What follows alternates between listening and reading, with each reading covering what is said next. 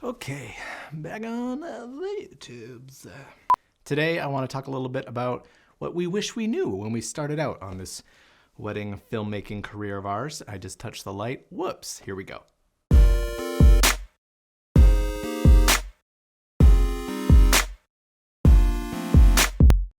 All right, today I want to talk about 10 mistakes you shouldn't make. Say you're just starting out, avoid these and you'll be much better for it. So hope this is helpful. First up is gear. Just because everyone on the internet is talking about this whatever camera that is so amazing, you don't necessarily need it. Now I know it's pretty cliche to say gear doesn't matter, it's all about the artist, but it's pretty true. A good camera is only going to take you so far. It will make your job easier. A great camera will make your job a little bit better, but it's not ultimately going to make you a better filmmaker. That's in here, guys. It's in here. When we started out, we bought a Panasonic HVX 200. It was rather big, but really cutting edge at the time. And one of the things I loved most about it is it shot in 24 frames per second, had a really nice filmic look. The downside is it was not practical at all. It shot on these cards that were huge and they barely held any footage. It was like 12 minutes a card if you wanted to shoot in 1080. Bah! So we ended up buying this hard drive, this external drive that we attached to our hip with a firewire cable, and we're shooting weddings like this. It was dumb. It didn't allow me to move quickly on a wedding day, and I should have gone with something a bit more practical. So if just because everyone's saying, oh yeah, you gotta get this crazy great camera, gotta get this red camera and shoot weddings with it because it looks stunning. Don't do that, you'll regret it. Do what's best for you, do what's best for your business, and you'll be happy you did. All right, point number 2, less is more. When we started out, we had way too much stuff. We had every toy in the book. We had Steadicam. I had a Steadicam with a vest at one point. We had, sliders, way too many tripods, and all the things. And while those tools can be helpful in certain situations, you don't necessarily need it for every job.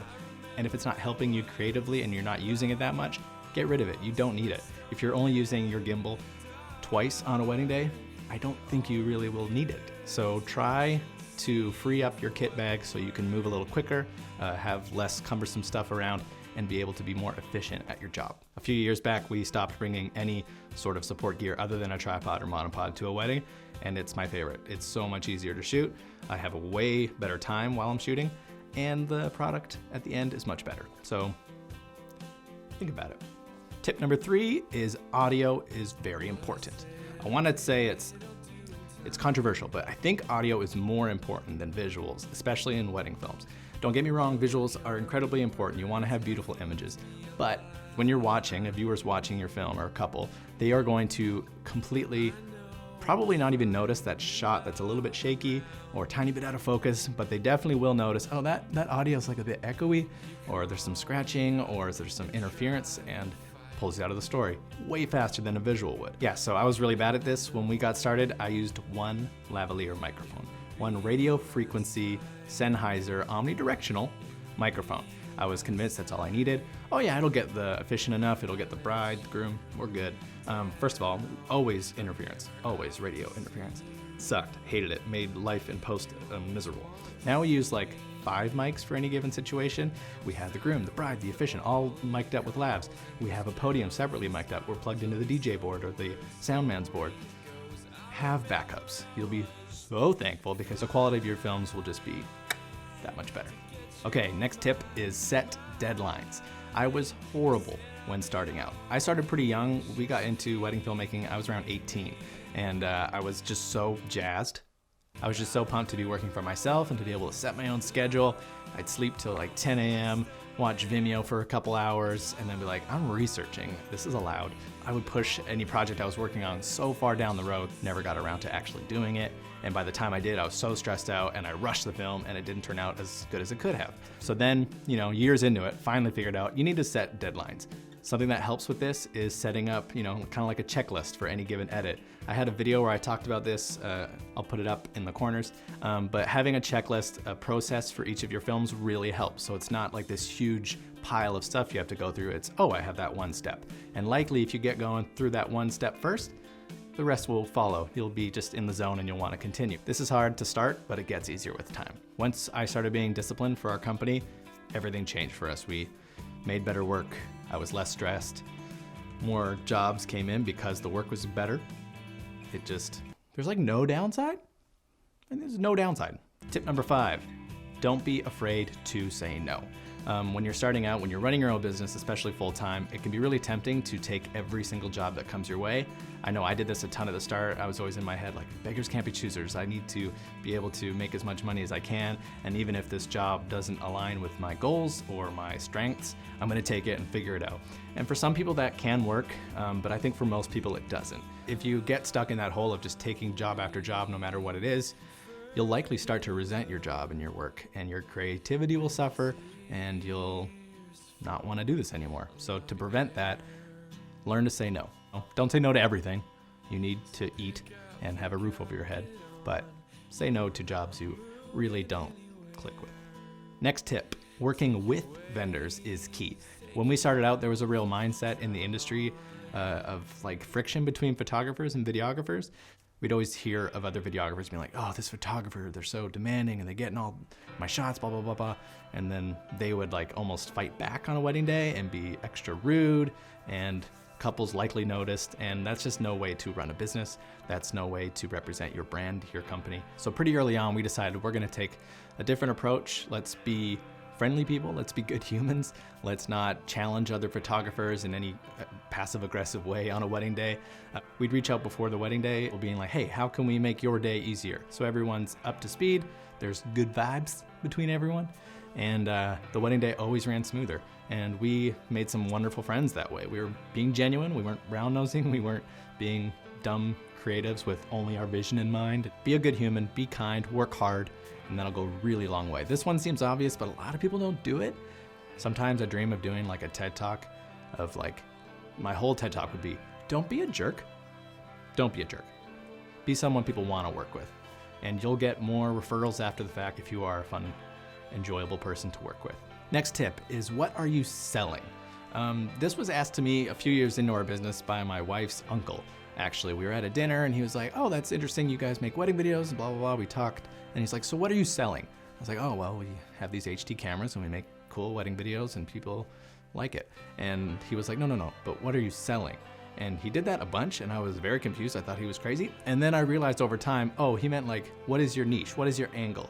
What about you is different? What experience, what brand, what image are you selling to your couples? We all have a bit of a niche, even if we don't realize it. So find yours, build your business around it and sell that. And yeah.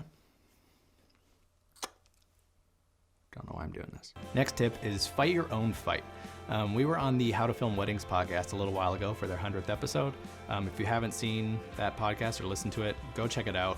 John and Nick are great humans. They're doing great things for this industry. But something we talked about on that episode was, fight your own fight. Don't just do things that you see other people doing because you think that's what you're supposed to do. Do what's right for your business, do what's right for your life, and don't worry about the noise of other people and what they're doing. You might see online, on Instagram or any social networks that, oh, these guys, they're amazing. They're doing all this incredible stuff. Their life looks amazing and they have this piece of gear and that piece of gear and I need that. Don't turn your whole world and your whole business upside down because you think that's what you need. Remember, focus, fight your own fight, do what's right for you, do what's right for your business. Okay, tip number 9, get everything in writing. This one's boring, much less cool, but super important. We didn't do this when we started out and I really stressed. I was always worried that, oh, someone's gonna come back and demand these things and we aren't covered legally. I didn't have a bookkeeper, an accountant, anything like that. And then when my wife took a larger role in wedding filmmaking with me, she said, okay, this is no good.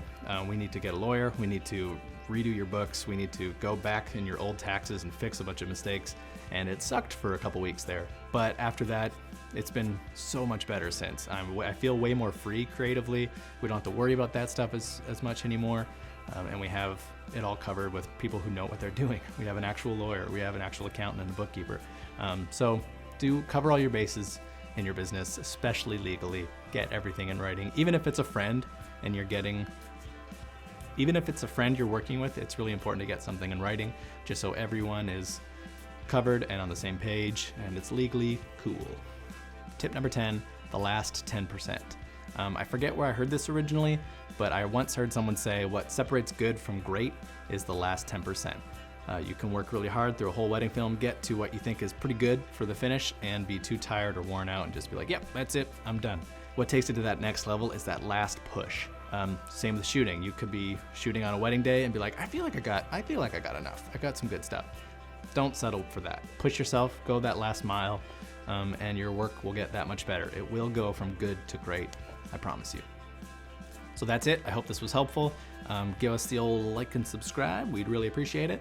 Are there any tips I missed or things that you wish you knew when you started out? Leave those in the comments below, and I'll see you in the next one. That was stupid. I wish I didn't do it. Okay, thumbnail time. Here's what I'm thinking. Confused guy. Shrug guy.